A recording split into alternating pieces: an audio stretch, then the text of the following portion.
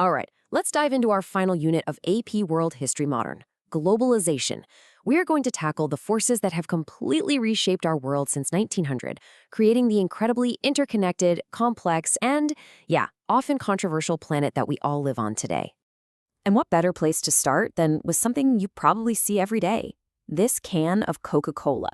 It's available in all but 2 countries on Earth, which is wild when you think about it. It perfectly captures what we're talking about today: connection, economic integration, cultural exchange, and, of course, the controversies that bubble up alongside them.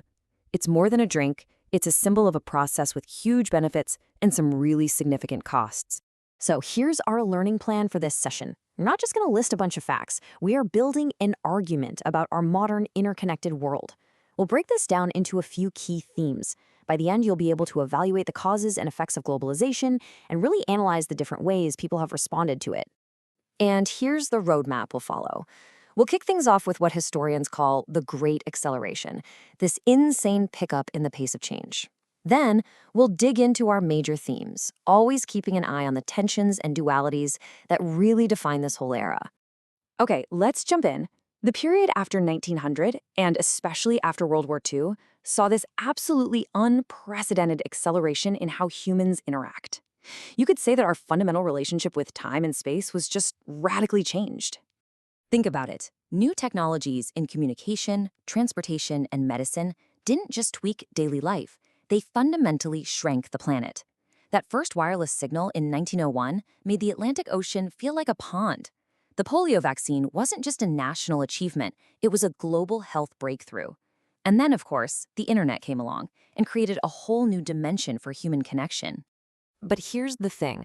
Every single aspect of this acceleration is a two-sided coin. Let's start with technology.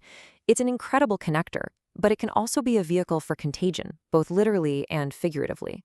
So back in the 1980s, you had these things called bulletin board systems, or a BBS. They were these early computer networks, slow, local, mostly text. You could build a small community, but it was really limited. Flash forward just a few decades and social media can rally millions of people for protests like the Arab Spring in 2011, literally toppling governments and redrawing political maps. The scale of change is just staggering. So here's the crucial takeaway. The very same networks that connect us for good can also be used to spread disease or act as tools of state control. The infrastructure that enables a democratic movement is the exact same one that allows for government surveillance. This duality, this tension, is a core theme you have to understand for Unit 9. Okay, time to put on your historian hat. I want you to pause this explainer right now and apply that same two-sided coin idea to transportation. Think about jet travel, which just exploded after the mid-20th century. What's one big positive and one big negative consequence of all that hypermobility? Go ahead and pause. So, if you jotted down something like increased trade and tourism as a positive, and maybe the rapid spread of viruses like COVID-19 or a huge carbon footprint as a negative, you are exactly on the right track. That ability to analyze both the good and the bad, the causes and effects, that's the complex thinking you need for this unit. All right, let's shift gears to the engine of globalization, economics. This is where we see free market principles, mostly pushed by the West after the Cold War, really go global. And the main player in this new global economy is the multinational corporation, or the MNC. Now, these aren't totally new. You could think of the British East India Company, right? But the scale, the speed, and the sheer influence of MNCs in the late 20th century is just off the charts. And this map just illustrates their impact perfectly. After Deng Xiaoping's reforms in the late 70s, China opened up its economy. I want you to picture the flow of capital, money pouring in from the US, Japan, and Europe. It flows right into these coastal cities like Shenzhen, building massive factories that turn China into the world's factory and lift hundreds of millions of people out of poverty. It's a stunning transformation. But let's flip that coin. The immense power of these MNCs has also sparked a lot of resistance. This quote about our old friend Coca-Cola points to accusations of exploiting workers, damaging local environments, and breaking up unions in developing countries.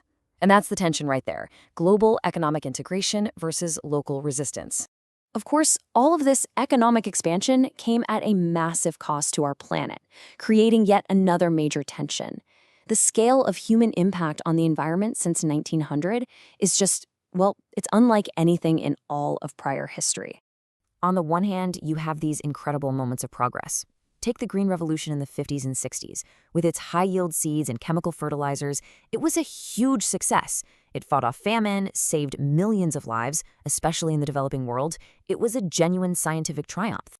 But the other side of that coin was some severe environmental damage. The very success of these new crops actually reduced biodiversity, which makes our global food supply more vulnerable. The chemical runoff polluted water and soil, and the whole system depended on fossil fuels, which, as we now know, directly contributes to global warming and climate change. And in response to this, a powerful new social movement was born. It was sparked by scientists and writers like Rachel Carson. Her book Silent Spring was a bombshell that exposed the dangers of pesticides. Environmentalism grew into a global political force, demanding that governments and corporations finally deal with these crises. Okay, let's pivot to culture, which is maybe one of the most hotly debated parts of globalization. The big question is, has it created one single universal culture, or has it actually empowered unique local ones? For a long time, especially in the late 20th century, a lot of people were worried that the global dominance of US brands and media would just erase local cultures. This process was often called Americanization. Hollywood movies, pop music, fast food, they were everywhere, raising real fears about losing local traditions. But is it really a one-way street? Is globalization just another word for Americanization? I want you to pause the explainer right now and challenge that idea.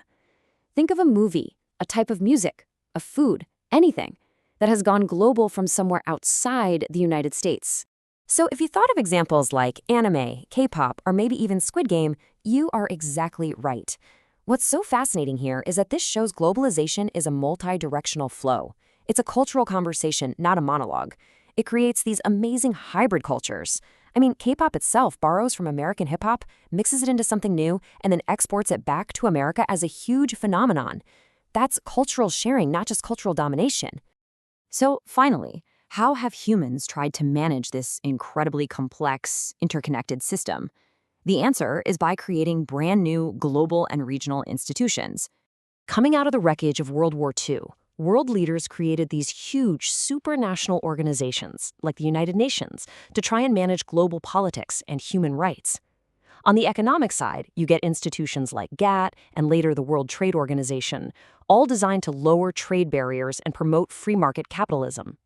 Now, whether these institutions are effective or even fair remains a subject of intense debate to this day.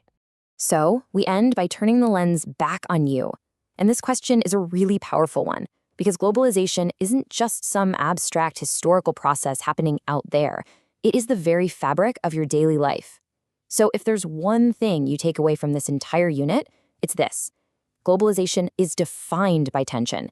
It's always connection versus contagion, integration versus resistance, progress versus peril, universal culture versus unique identity. Understanding these dualities, these constant push and pull dynamics, is the absolute key to mastering this topic for the AP exam. So for your final self-assessment, I want you to use this lens. Look at the tag on your shirt, think about where the food you ate today came from, or look at the top story on your newsfeed. Then, analyze how that one single item represents both the incredible interconnectedness and the deep tensions that we've talked about today.